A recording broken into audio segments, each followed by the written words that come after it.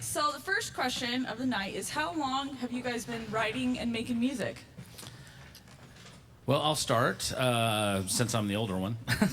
Anyway, I started back in 1983, and then I actually met Carter Scott, who is one of our vocalists tonight, and in 1985, and we wrote a lot of music together, played out a lot in Nashville, and then I went on to create Void Contact in the 90s. We did a couple of cassettes we put out.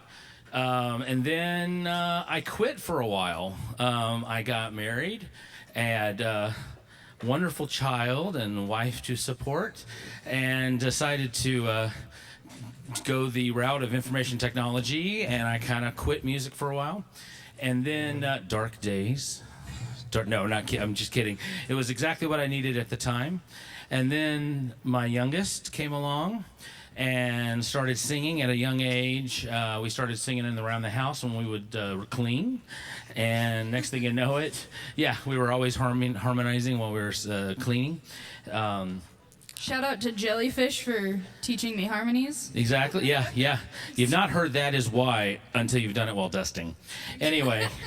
So that leads then, I'm going to let you finish the answer. I guess I've been writing ever since I can remember, honestly. I mean, not officially like writing things down, but we actually just found some audio clips from when I was like 8, and they put me in front of a mic, and I had a guitar that I didn't know how to play, and I just started singing random things.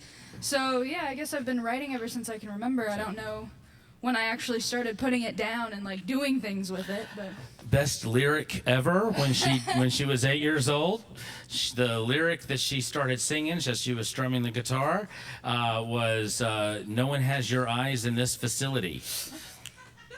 Oh yeah, it was always a great lyricist. That was the lyric apparently. of an 8-year-old, and a precocious one at that.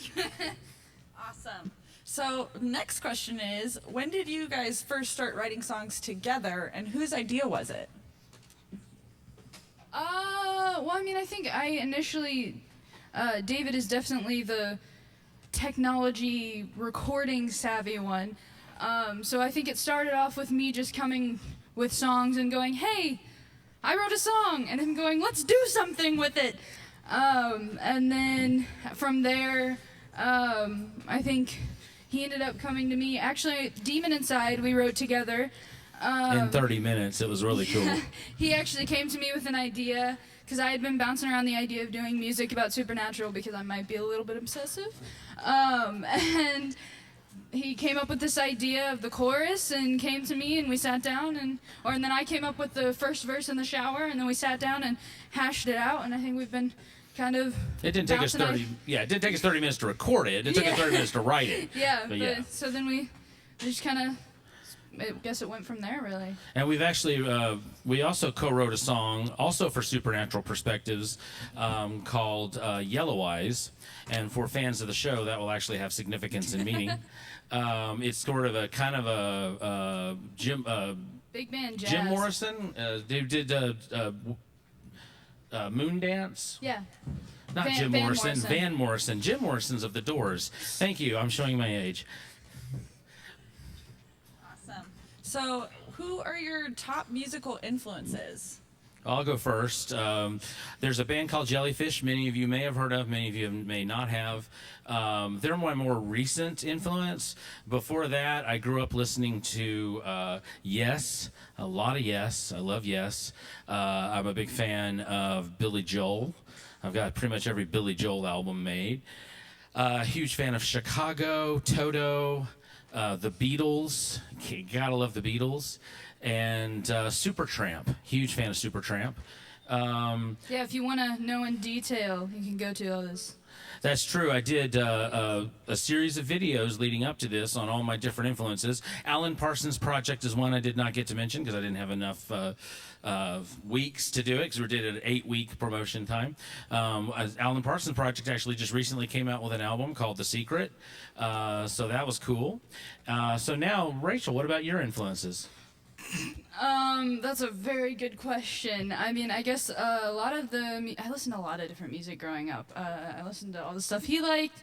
My mom listens to literally everything, and then growing up with Sandra listening to pop punk in the early 2000s, as you heard, that probably had one of the biggest influences. But yeah, so I guess it's really a number of bands. I mean, Blink-182 and Sum 41 and Good Charlotte and all those guys from the early 2000s, late 90s, definitely had an impact. But I think more recently, I guess, shockingly enough, Harry Styles, his solo stuff has been really cool, and it has a very 70s vibe. And then McFly, which I mentioned earlier, we did one of their songs. If you don't know them, check them out. They're super cool. They actually are super influenced by Jellyfish, so we're bringing it full circle here, people. But yeah, that's One of our proudest moments, I'll say this real quick. One of our proudest moments was when she was about 12 or 13. She was upstairs in the shower. She blasted her music as they are wont to do. I don't do that, of course.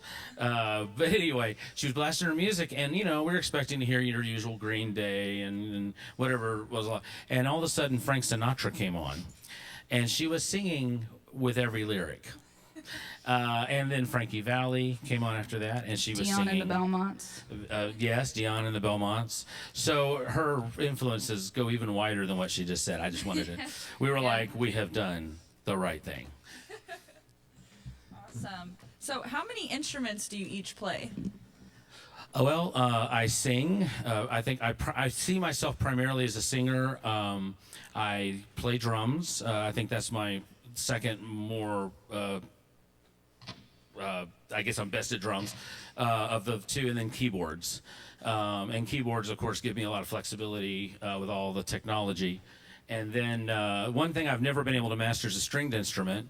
So some of the songs are written using samples of guitar that help me come up with guitar parts, even though I'm not a guitar player. That's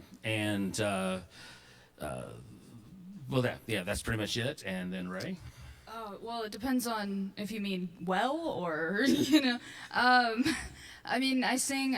Bass was probably the first instrument I picked up. I tried guitar earlier on, and I didn't practice, so my parents stopped paying for the lessons. But bass is the first one that I really got into, and it's my first love. But I have been learning guitar. I guess you could maybe say I can play the drums, but it's like if you're playing an AC/DC song. And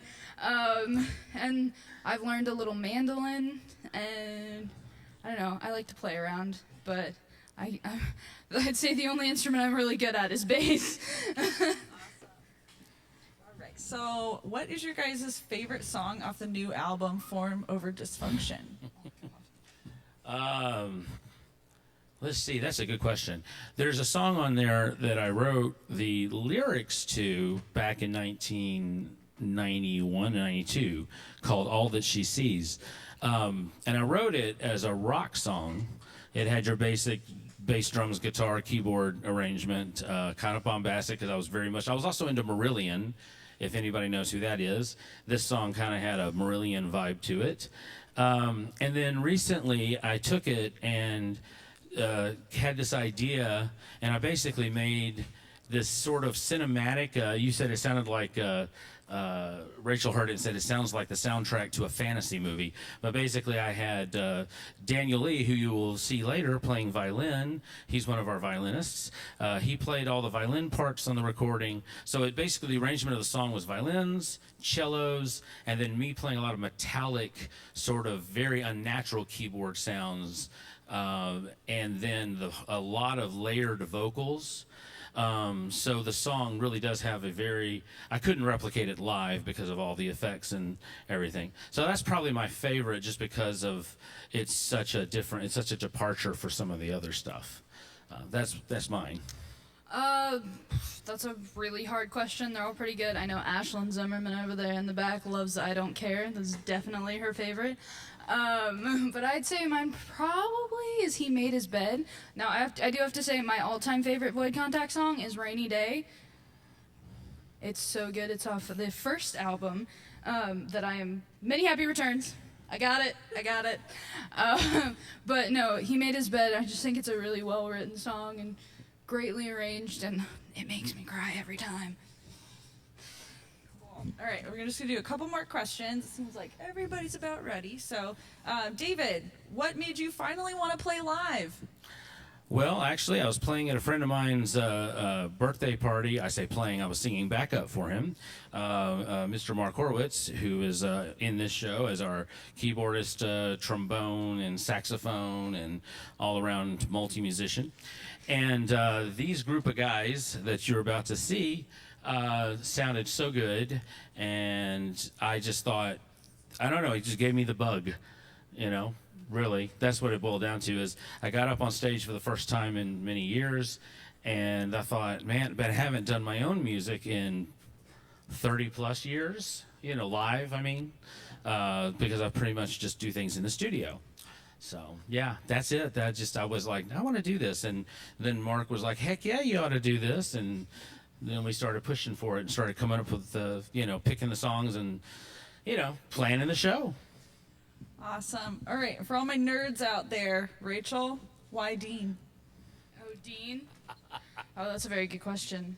Well, Sam is, I had one person who was a Sam girl tell me one time that she liked him because he was a little lost puppy, and who wouldn't want a lost puppy that looked like that following them around?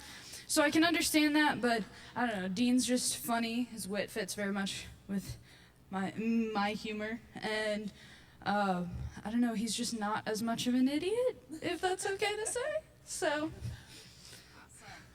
All right, and this question's from the audience. When do we get to see the Void Contact masks? The Void Contact mask. Somebody, yes. For those of you out there who don't know, we have merch. Brittany's we getting have one. T-shirts. We have little magnets and all that. But the coolest thing. Here comes Brittany to model it for us. Yes, Brittany is going to model it for us, and that is, it's a Void Contact mask. Yeah. Those are available at voidcontact.com. So Supplies are limited. Order now before midnight tonight. You'll get Rice-A-Roni, the San Francisco treat. All right, and most important question of the night: Marvel or DC? Marvel. No hesitation. There's literally no question. I'm sorry. DC's fine now. Batman now it's is the okay. one cool DC character. And Shazam was actually a lot of fun. They've gotten better. The movies are all right. They're not terrible, but Marvel all the way. Awesome. Thank you so much, you guys, for giving us your time and answering your questions. And I hope everybody out there is ready for Void Contact. Right.